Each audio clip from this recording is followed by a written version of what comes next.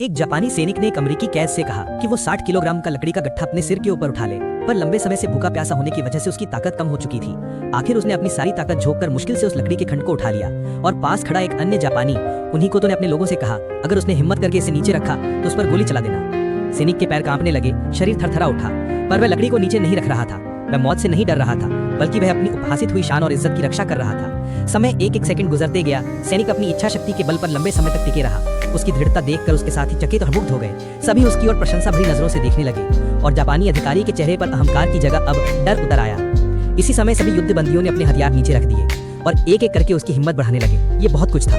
बहुत सारे लोग उसके लिए हौसला बढ़ा रहे थे। आदमी सैनिक के भीतर ये साफ था, अब वह केवल खुद का प्रतिनिधित्व नहीं कर रहा था, वह एक पूरा राष्ट्र और एक पूरी कौम की शान बन चुका था। उसने स्थिर आंखों से उस जापानी की ओर देखा और खुद से कहा, मुझे जीना है, जिंदा रहकर ही मैं इन लोगों को सच्चा दर्द दिखाऊंगा।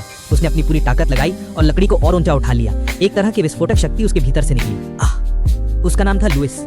वो 1917 में अमेरिका कैलिफोर्निया में पैदा हुआ था। बचपन से ही वह शरारती बच्चा था, पर उसकी एक खास काबिलियत थी, वह बहुत तेज दौड़ता था। इसी हुनर की बदौलत हर बार कोई शरारत करता तो भागकर बच निकलता। उसे दौड़ना और लड़कियों की स्कर्ट के नीचे झांकना पसंद था। वह मैदान में बैठकर तमाम हरकतें करता। एक दिन उसे स्कूल के गेट से दौड़ते हुए उसके बड़े भाई ने देख लिया। बड़े भाई ने तुरंत उसके भीतर की प्रतिभा पहचान ली और उसे एथलेटिक्स टीम में शामिल होने का बुलाया। लुइस ने पहले मना किया क्योंकि लोग उसे बस एक बदमाश समझते थे और किसी ने उसकी कद्र नहीं की। वह अपने भाई जितना माहिर नहीं था, पर बड़े भाई ने कहा, तुम ट्रेन कर लो, तुम लड़ो और उनसे भी ज्यादा मेहनत करो, मैं तुझमें विश्वास रखता हूँ। तब से लुइस ने खुद को बदल दिया। हर बार वह पहला आता गया। उसने अपनी काबिलियत से देश की टीम में जगह बना ली और 1936 के बर्लिन ओलंपिक में हिस्सा लिया।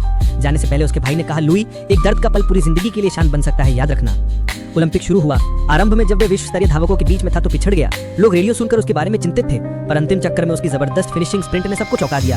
वह एक एक करके सभी को पछाड़ता चला गया और अंत में विश्व रिकॉर्ड भी तोड़ डाला। सारी दुनिया ने तालियां बजाईं। वह एक युग का हीरो बन गया। वह जो कभी बदनाम माना जाता था अब सबकी नजरों में चमक रहा था। पर अच्छी किस्मत ज्यादा देर टिकती नहीं। दूसरी विश्व युद्ध छिड़ गई।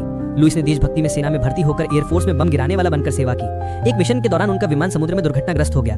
बचे हुए सिर्फ 3 लोग थे। बचने के लिए उनकी नाव ही उनकी जिंदगी थी। उन्होंने सारा भोजन और पानी इकट्ठा किया और हर दिन की कटौती पर कड़ी सोच विचार की ताकि ज्यादा दिनों तक जिंदा रह सकें और बचाव की उम्मीद बनाए रखें। कुछ दिन बीते, 7 दिन, 15 दिन, मदद नहीं आई। भूख, प्यास और गर्मी ने उन पर हावी होना शुरू कर दिया। 27वें दिन तक वह समुद्र में तैरते रहे। एक दिन एक बड़ी सी चिड़िया आकर उतरी। लुइस ने उसे पकड़ लिया। मीट बहुत बदबूदार था, पर उससे उन्होंने मछली पकड़ने में मदद ली। कभी कभी वे हाथ से शार्क पकड़कर काट छांट कर खाते, बारिश का पानी जमा करके पीते। वे समुद्र पर 45 दिन तक भटकते रहे। एक साथी की मौत हो गई और उन्होंने उसकी जल समाधि दी। आखिरकार एक दिन वह एक जहाज देखकर उम्मीद जता पाते हैं, पर वह तो दुश्मन का जहाज निकला। गोलीबारी हुई। तीनों समुद्र में कूद पड़े। शार्क चारों ओर थी। भागते भागते कब्र से बच निकले और बचाकर अपनी नाव तक पहुंचे, पर नाव क्षतिग्रस्त थी। वे उसे जोड़ तोड़ कर टिका रहे थे। ज्यों-त्यों समय बीता गया, एक एक करके उनकी हिम्मत टूटने लगी। एक साथी का दम तोड़ गया। कुछ समय बाद वे पकड़े गए और जापानी युद्धबंदी शिविर में पहुंचा दिए गए। वह जगह कल्पना से भी बदतर थी। वहां का कमांडर एक क्रूर इंसान, जिसे लोग चोटी पर खड़े मनुष्य जैसा देखते, पर असल में वह राक्षस था। लुइस को देखते ही बाहर निकालकर बुरी तरह पीटा। लुइस तब भी उठकर खड़ा हो गया। कमांडर ने जब जाना कि लुइस कभी ओलंपियन था तो उसने उसे दौड़ में भाग लेने को कहा, पर लगातार भूख और यातना से लुइस दौड़ते देखते ही गिर पड़ा। फिर उस क्रूर कमांडर ने रोज उसे मारना शुरू कर दिया। वह हर हार जाने पर उस पर अपना रोष निकालता। जब तक जापान युद्ध में हारता रहा, वह अपनी बुरी आदतों का बदला लुइस पर निकालता गया। एक बार जब लुइस ने कहा कि वह सब सहन नहीं कर सकता और किसी तरह उसे मारने की हिम्मत है, तो साथी बोले, तुम अपनी जान मत छोड़ो, जिंदा रहना ही असली जीत है। एक बार लुइस को शहर ले जाकर बहुत खिलाया गया और फिर कहा गया कि वह रेडियो पर लिखी हुई बात पढ़कर अमेरिका की हताशा फैलाएगा।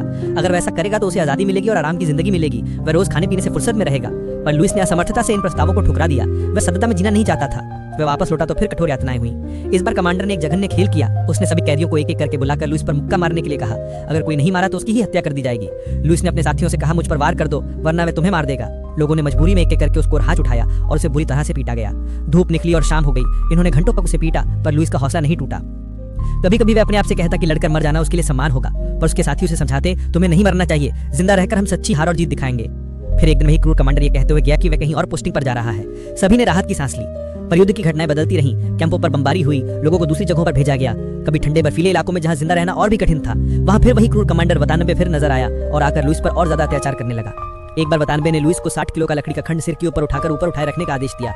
उसने यह भी कहा कि अगर उसने इसे नीचे रखा तो उसे गोली चला दी जाएगी। लुइस की तमाम ताकतें खत्म हो चुकी थी। दिन प्रतिदिन की कठोर शारीरिक श्रम और कड़ी भूख ने उसे झकझोर दिया था, पर उसने फिर भी उस लकड़ी को अपने कंधों पर उठाकर रखा।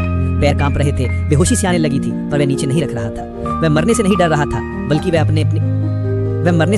था, बल्कि वह अपने देश की इज्जत की रक्षा कर रहा था। उसके साथी उसके साहस से प्रेरित हो उठे और सबने तालियां बजाकर उसका हौसला बढ़ाया। लुइस जान गया था कि अब वह अकेला नहीं है। उसका व्यवहार अब एक पूरा राष्ट्र और एक पूरी कौम की शान बन चुका था। वतानबे शर्मिंदा और भयभीत हो गया। वह नहीं समझ पा रहा था कि इतने दिनों की यातना के बावजूद ही आदमी कैसे इतनी अटूट इच्छा शक्ति रखता है। वतानबे ने महसूस किया कि लोगों के शरीर को तोड़ सकता है, पर उनकी आत्मा और जज्बे को नहीं। लुइस ने अपने भीतर की आखिरी ताकत लगा दी और लकड़ी को और ऊंचा उठा दिया। जोर से चिल्लाया, आह! उसकी आवाज में देशभक्ति और अविचल निश्चय का चो था। एक इंसान की अटूट इच्छा शक्ति को तो कोई भी नहीं हरा सकता, तो पूरा राष्ट्र किस तरह टूट सकता है। यह कथा है उस सच्चे नायक की, लुइस जैम्पेरिनी की, जिसने दुनिया को